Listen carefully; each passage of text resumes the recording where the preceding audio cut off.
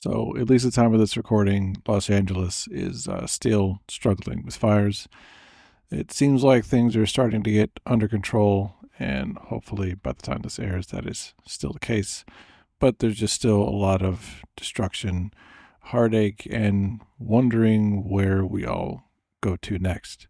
There's been a lot of misconceptions and conspiracy theories thrown around that either the fires were caused on purpose or that it's only rich people that are being affected by this. But the reality is that there are all kinds of people who have been caught up in this tragedy, people inside and outside of the film industry. I remember when I lived in Chicago, my perception of Los Angeles was what I came to know as Hollywood, where the Walk of Fame is, and like the Chinese Theater and the beach. I thought that was it. Like there was the beach and there was Hollywood, and that was it. But when you come here, you realize that it is a very large city. The best way that I can describe it is if you took New York and flattened it almost across the entire East Coast. It is that large and diverse. So there are all kinds of people here. I mean, obviously there are people who come here to work inside of the film industry and lots of other different types of creatives, but there are, just like any city, there are working class people, middle class people, tech people, people that work for the city, people that work as nurses, doctors, garbage men, bus drivers, all different kinds of people. Either they've made this place their home or they were born here and they just can't imagine going anywhere else. And they have dreams like the rest of America. They want to find a community they can belong to, find friends, start a family. And for a lot of them, that is gone.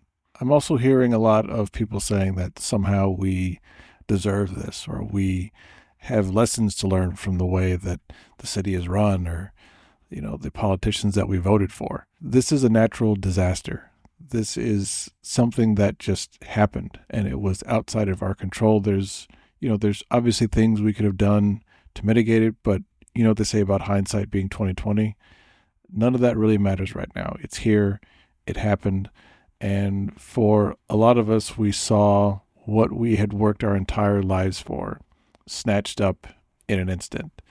People think that a house is just a collection of things, that all it is a place where you put your stuff, and that's all that matters. But a house is more than that. Even if you don't own your own house, a house is the place where little bits and pieces of yourself rest. I remember when my father died, I was going through all of his belongings, and I would just find little bits and pieces of things that I didn't even know were there that made me understand him even more. And now for a lot of people, all that is gone. All those memories are gone, which represents just fragments in time that really meant something.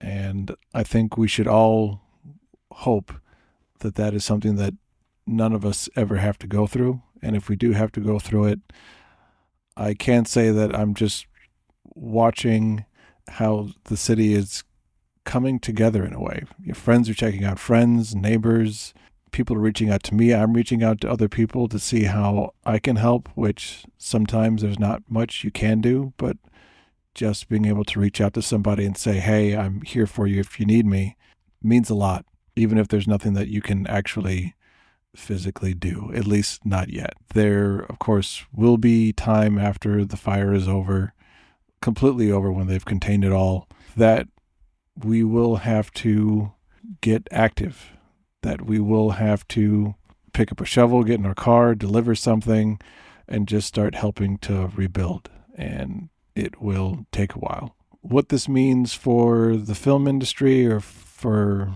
any of that, I really have no idea. I mean, it was already in kind of a rough spot and a spot of transition as far as the people who actually work in the industry, not the executives, but the people who actually do the labor. Whether this means that a lot of companies pack up shop and go somewhere else, or whether they decide that they need to be here, I don't know. I know a lot of people are thinking whether this place is for them long term. I mean, even if they manage to get their house back, or do they really want to come back and live in an area that could catch on fire? Maybe people go do something else. Maybe people stay and just try and tough it out. It's hard to say.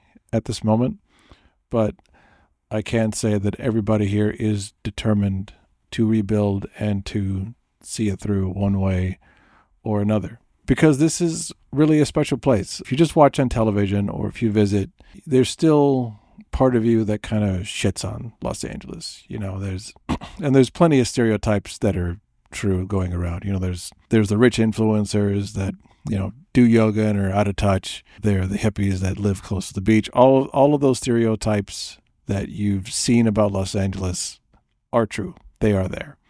But they are just a plethora of amazing people that lived here. Outside of the time that I spent at international school in Denmark, I have not met a wider variety of people until I came here to Los Angeles. As a matter of fact, one of the people that I actually went to school with in Denmark, I reconnected with in Los Angeles.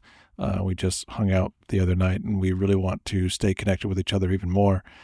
And that's one of the things that I will say is that this has made me want to just stay in touch with more people. I think especially after the pandemic, we had the tendency to just want to be hermits. We had gotten so conditioned to being in our houses that we never really wanted to leave. Or maybe you did want to leave. Maybe after the pandemic was over, you were like, I'm out of here. I'm going to go outside finally. But I think there was a tendency for people to just stay inside and stay on their screens, which still exists. But I think for us here, we want to be out there and connecting with people because we never know when something terrible might happen to them.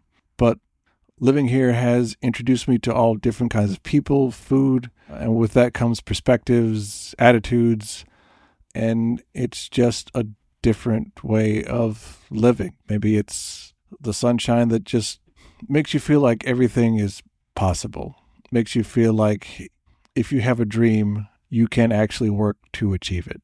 And I know the stereotype is lots of money and wealth and status, but I think whatever that dream or possibility is, being in a place like this makes you believe that I might as well just go for it.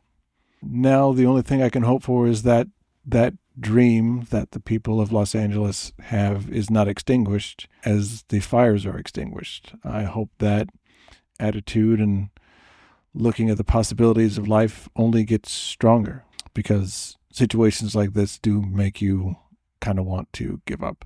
I've heard a lot of talk that this is like Katrina, and actually I was supposed to move to New Orleans right before Katrina happened, and it took a long time for that city to recover. There was a lot of film production there, a lot of companies were moving there, and then the hurricane hit, and then everybody just dispersed, and it took years and years and years to rebuild.